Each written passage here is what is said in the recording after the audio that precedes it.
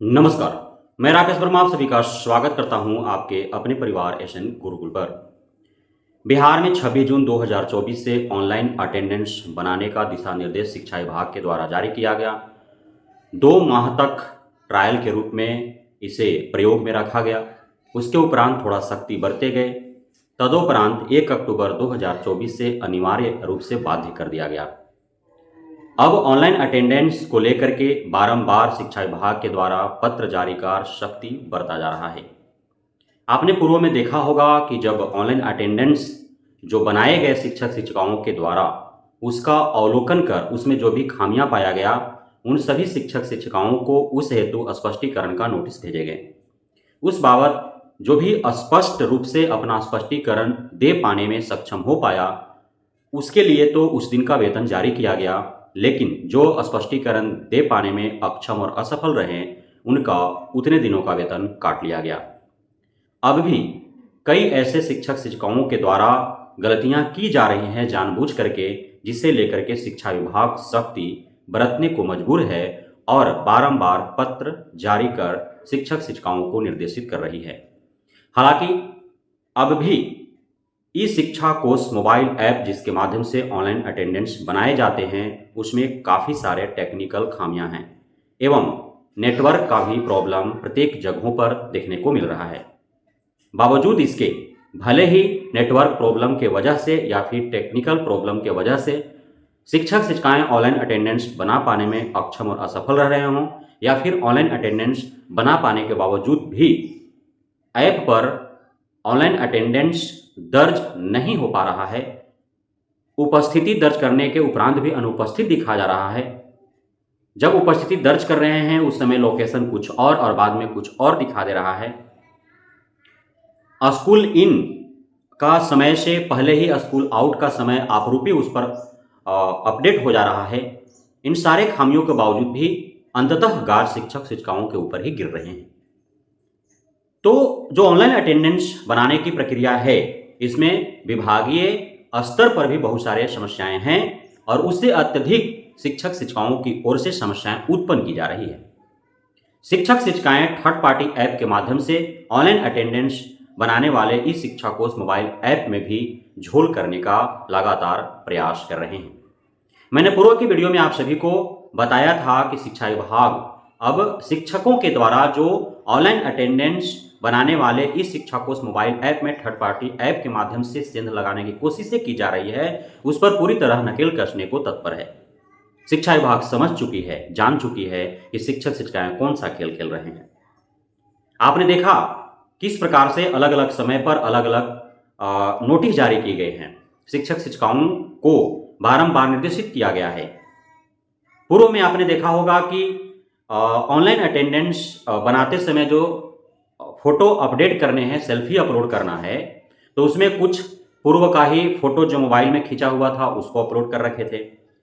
कुछ बस में बैठे बैठे, कुछ ऑटो पर बैठे बैठे, कुछ रिक्शा पर बैठे बैठे, कुछ बाइक पर बैठे बैठे, कुछ अपने आवास में रहते रहते ही फोटो अपलोड कर दिए थे। कुछ का ड्रेस को लेकर के भी शिक्षा विभाग आपत्ति जाहिर की है कि ये जो है गरिमामयी ड्रेस नहीं है शिक्षकों के लिए, क्योंकि शिक्षक का जो जीवन होता है वह मर्यादित होता है, प्रतिष्ठित होता है। अन्य विभागों में कर्मियों के भांति शिक्षक समाज के आईना होते हैं, छात्र छात्राओं के आदर्श होते हैं। समाज का दशा और दिशा शिक्षकों के आधार पर ही तय होता है।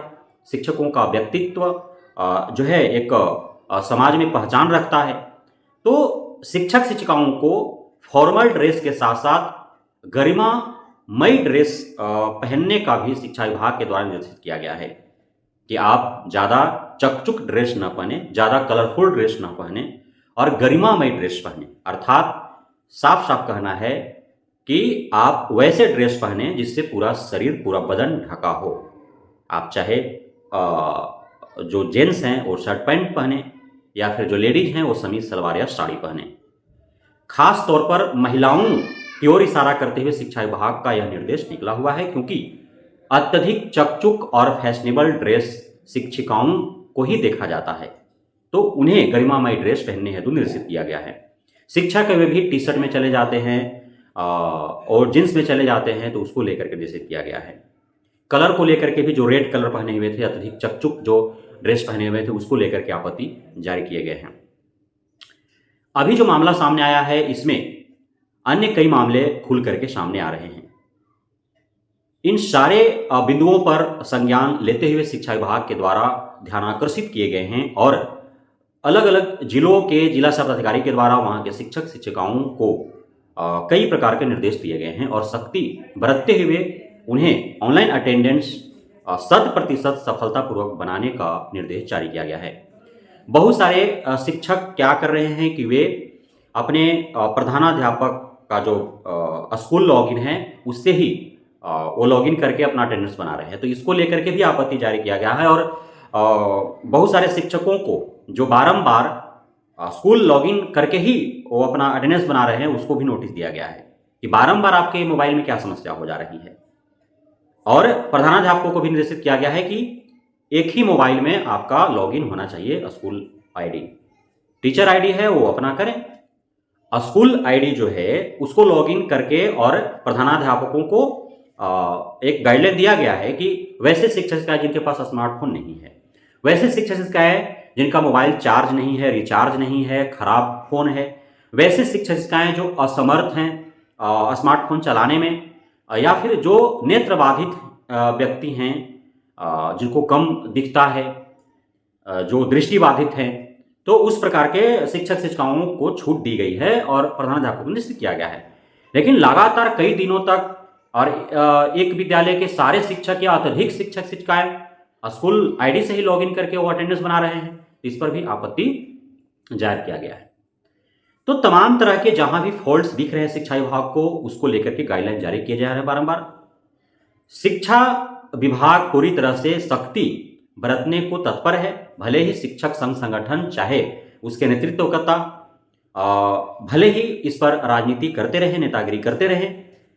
हालांकि शिक्षक जो संघ संगठन है उनकी जो मांगे होती हैं उस पर शिक्षा विभाग या सरकार बहुत विशेष अमल नहीं करती है, और शिक्षा विभाग या बिहार सरकार कुछ भी सरकारी विद्यालयों के हित में, शिक्षक शिक्षिकाओं के हित में, छात्र छात्राओं के हित में करने का प्रयास करती है।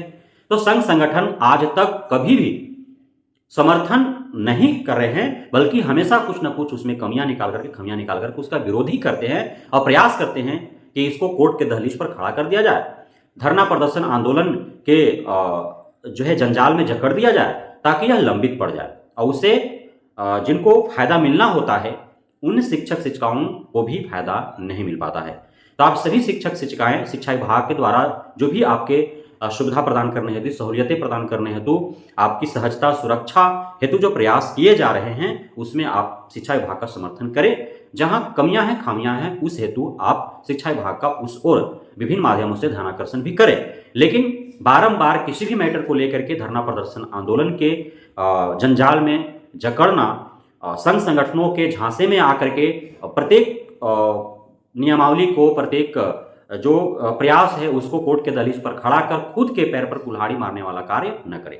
बहुत बहुत धन्यवाद आप सभी साथियों का हमारे साथ जुड़े रहने के लिए, बने रहने के लिए, इतना प्यार देने के लिए, भरोसा बनाए रखने के लिए।